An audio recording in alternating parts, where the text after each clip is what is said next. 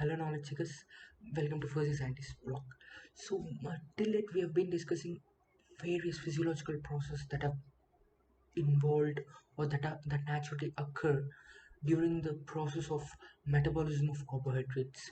In the previous video, we also have observed various regulatory steps in glycolysis, or what are kind of enzymes that actually regulate glycolysis, and the importance of fructose 2,6 bisphosphate in the regulation of glycolysis.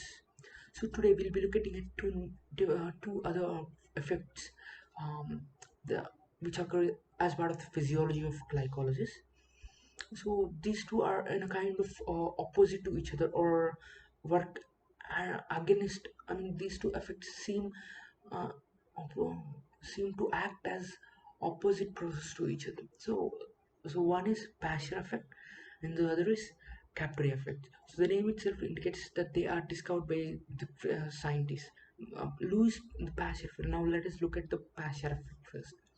So Pasteur effect is discovered by Louis Pasteur nearly more than a century ago. So while he was working on his yeast experiments. So basically what is this Pasteur effect? Now so to put it very simply, it is nothing but the inhibition of glycolysis by increasing the levels of oxygen, or you can call it as aerobic condition. In aerobic condition, the inhibition of glycolysis is can be defined as Pasteur effect. So, so while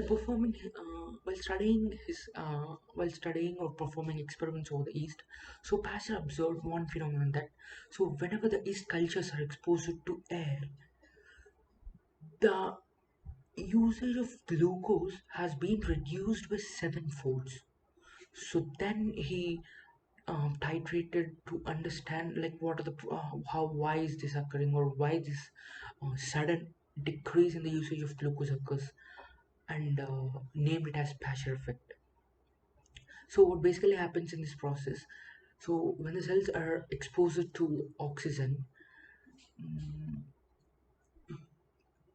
what happens is, the intermediates of glycolysis starting from fructose 1,6 bisphosphate, their levels goes down in the cells.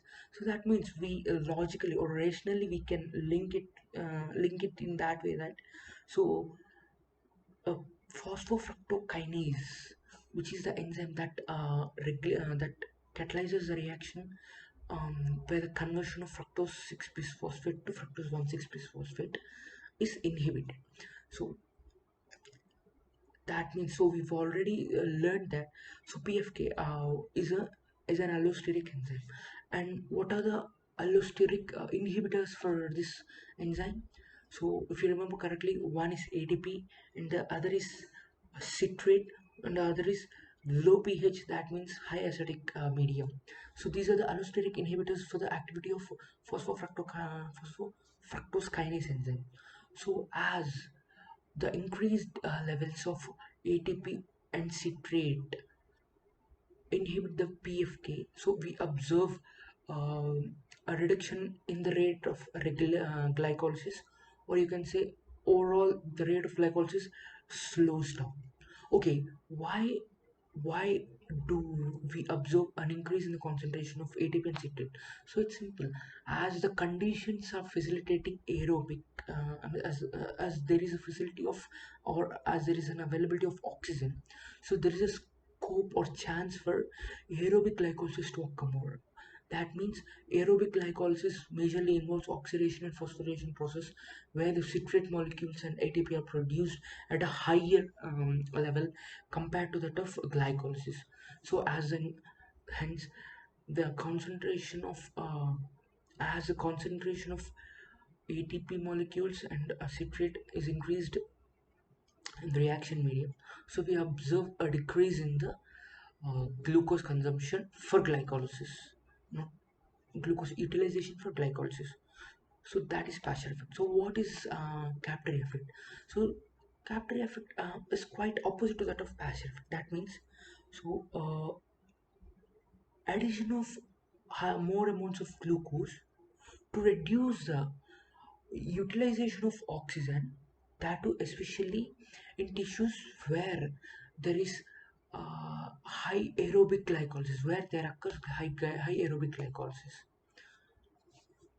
So I'm repeating it again for your understanding. So what does Capillary effect define? So means, so it is the process of inhibition of utilization of oxygen by addition of glucose, more amounts of glucose, especially in the high aerobic especially in the tissues where there is occurrence of high aerobic glycolysis. So what actually happens now? Let us look at here. So as more amounts of glucose is added to the tissues, so right, increased amounts of glucose definitely naturally leads to their conversion. I mean, initiation of glycolysis. So we already know that the hexokinase enzyme has low Km, that means high affinity for even a low concentration of glucose. And when the glucose concentration is higher, so hexokinase immediately starts the process of glycolysis. That is how. So as the glycolysis process occurs at a higher rate, so we observe a spike in the consumption of NAD plus and inorganic phosphates. So observe it clearly, inorganic phosphates.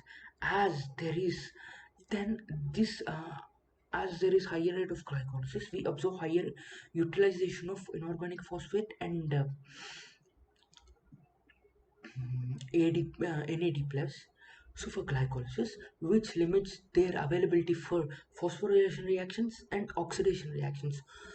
As there is low availability of inorganic phosphate and NAD plus for phosphorylation and oxidation reactions, we also observe a decrease or a decrease in the utilization of oxygen. So that is how so this is how it is linked. So this is what Capillary effect is basically.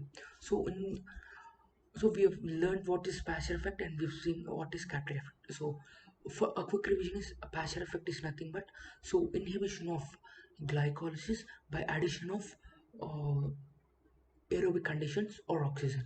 So whereas Capillary effect is quite opposite. The addition of high amounts of glucose results in the decrease of consumption or utilization of oxygen. Thank you viewers for watching my videos. Please do subscribe for my blog Fuzzy Scientist. If you have any suggestions for me, kindly drop them in the comments. I'll be working on them. And if you have a special interest over a particular topic, you can also write that in my comments. I'll be making videos over that. Till then, see you.